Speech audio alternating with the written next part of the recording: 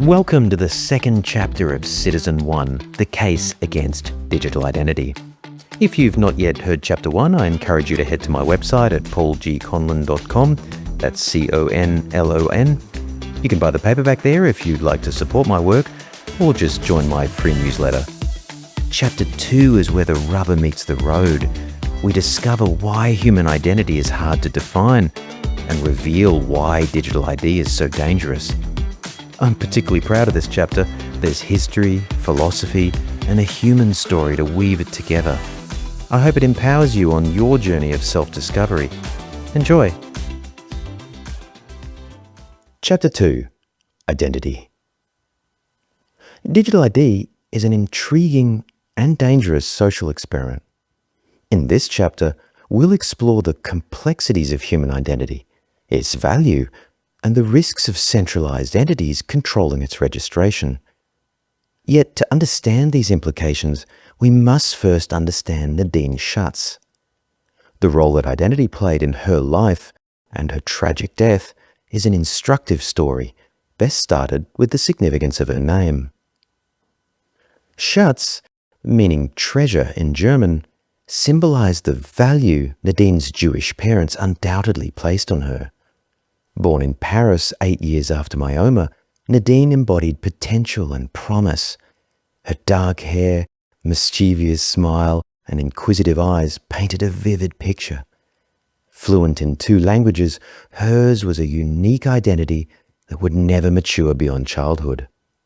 2 days after the invasion of Poland, Nadine's home country, France, declared war on Germany.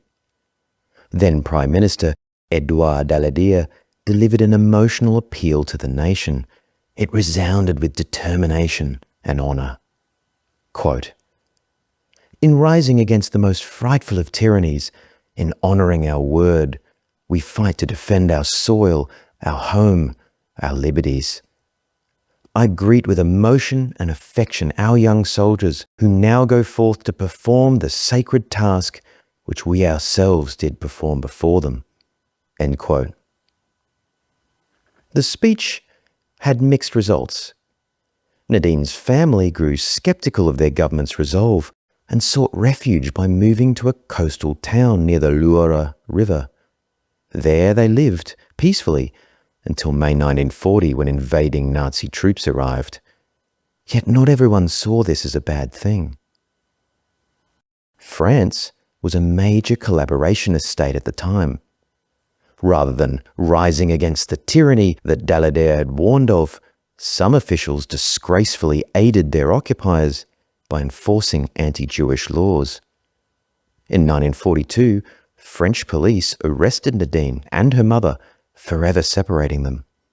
Nadine was deported through Paris to Auschwitz, arriving on September 23. Auschwitz. Auschwitz was Hitler's most notorious extermination camp. It was the first to be corporatized and a hellish place, unfit for any child. Initially a concentration camp opened near Krakow in June 1940, it later expanded into 3 subcamps.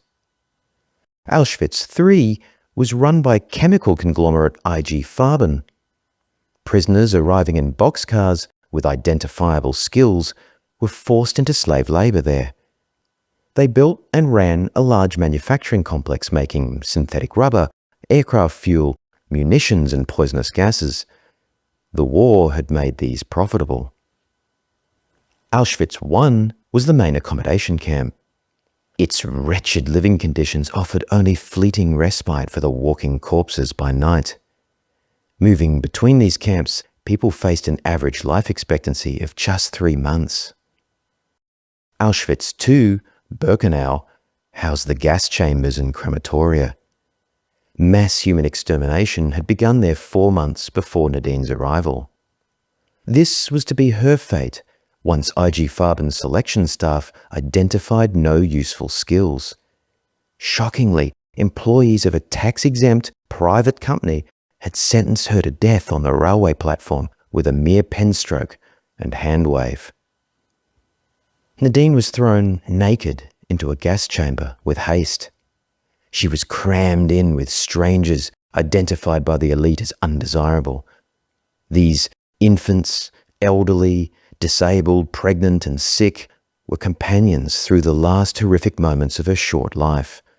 As Cyclone B gas filled the space, it extinguished all that could have been. It took minutes for Nadine to collapse with headaches, nausea, and seizures. The ringing in her ears harmonized with the surrounding screams. Her little heart stopped 3 billion beats before its time, having never experienced love's first flutter. Her eyes, those windows to the soul, clouded with the milky haze of death, never to see her own offspring. Nadine's crime. Nadine's vibrant spirit and untapped potential were cruelly extinguished by humanity's darkest nature. Her body was discarded, tossed into an oven, and reduced to ashes that blanketed the countryside. Her crime? Simply being born to parents whose identities had been registered with the government and in some small way labelled as undesirable. Being Jewish, among other things, earned someone this fate by the standards of the time. Today, it could equally have been supporters of certain outspoken political candidates, or people from specific regions in military conflict. Nadine's family religion was an identifying characteristic that had been leaked into the world. She'd lost sovereignty of the many personal traits that made up her identity, and they were used against her. Her life wasn't defined by her parents' faith, but as an identifying characteristic, that faith had the power to end it. The ongoing global tragedy.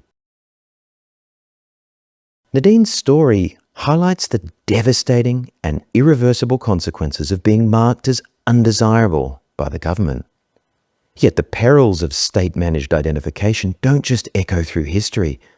They persist today in our digital age, where personal identification is even more available. Take an example from September 2023, when my in-laws were performing missionary work in Sri Lanka. There, Christian refugees fleeing church burnings and physical attacks in Pakistan were facing hostility and deportation. Why, I pondered, would refugees disclose their Christianity in such a hostile environment? The simple answer was that many had their religion documented in their passports and official papers. In seeking asylum, faith had provided a lifeline. Yet ironically, once officially registered, this same characteristic had become a curse. My in-laws recounted the plight of a specific Christian family they met. They were confined in squalor with a young child in tow. The wife was separated from her husband and intimidated by male guards. Marital interactions were limited to fleeting glances through detention center fencing. Like many others, the rejection of their asylum request was crushing and forced a return to the dangers they had fled. These stories, and many more throughout time, showcase the profound and often negative impact of identifying data in the hands of the powerful. They echo my grandparents' warnings about what is possible once a nation's people are catalogued. Most importantly, they highlight the inextricable link between our identities and our physical existence. Human life, a philosophical discussion. Understanding digital identity begins with grasping the essence of identity itself.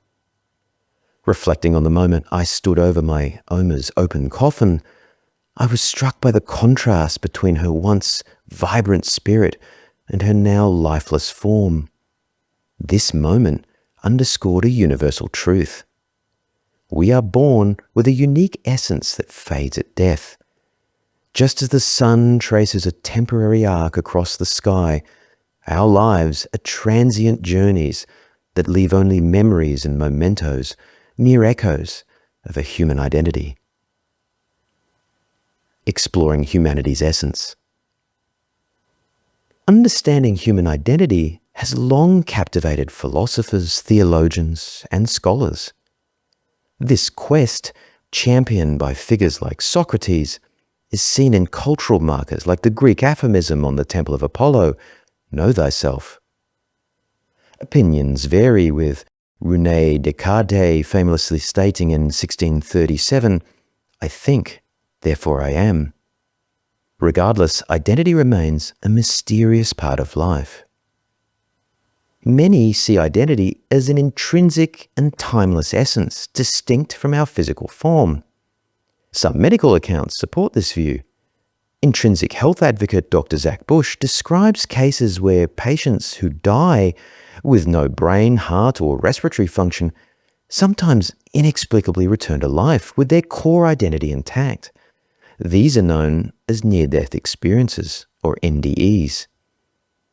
NDE survivors retain memories, language skills, and political views. This prompts the question, where did those characteristics go after death? Retention of identity beyond physical form challenges the idea of reducing our complex selves to a single digital ID. This may fail to capture the intangible qualities that endure beyond what's seen. Others define identity differently. Entrepreneur Alex Hormozi, who specializes in operationalizing behavioral patterns for commercial success, suggests that identity is simply internal culture. This perspective likens identity to a set of predictable behavioral rules within an individual, much like the behavioral rules that define the culture in an organization. Such thinking aligns with the experience of getting to know someone through predicting their reactions from their traits and past behaviors. Our identities do shape our conduct and are influenced by our surroundings, yet we're not just automatons responding to stimuli. Humans wield unpredictability, just like poker players and politicians who expertly conceal their intentions. Human capacity to defy conditioned behavior highlights the problem with categorizing people based solely on identity traits, especially in the light of free will.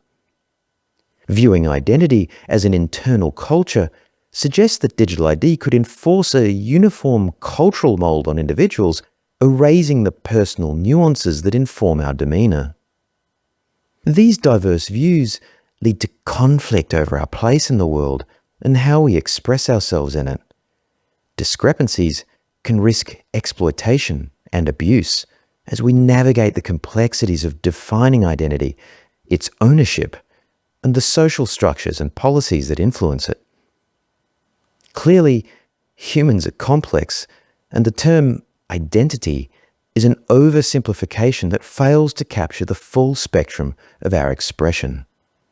This single word not only bears the weight of describing us in the physical world, but it's also now the sole measure by which governments assess our societal fit.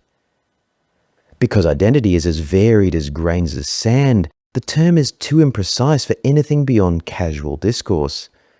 Despite this, we've based our whole society on this single concept, overlooking the uniqueness that drives our decisions and actions. Appreciating these nuances was my Oma's parting gift to me. She considered her identity to be her most valued possession. Her experiences in Nazi Germany made her guarded about revealing it to others. She'd seen firsthand how government registration was used to define, control, and terminate life. Surviving a time when life was considered cheap allowed my Oma to appreciate the transcendence of each human existence. She spoke of our collective duty to view ourselves as more than numbers on computer screens and statistics in government publications. It falls on us to cherish and safeguard our identity, whatever that is, from the demons that relentlessly nibble away at it through actions tame and bold. Exceptional qualities demand exceptional treatment. Labeling ourselves as transcendent acknowledges our unique human qualities. As a species, we explore boundaries beyond our physical existence. We seek spiritual enlightenment and purpose beyond mere survival. Our ability to proactively assess potential actions against ideas.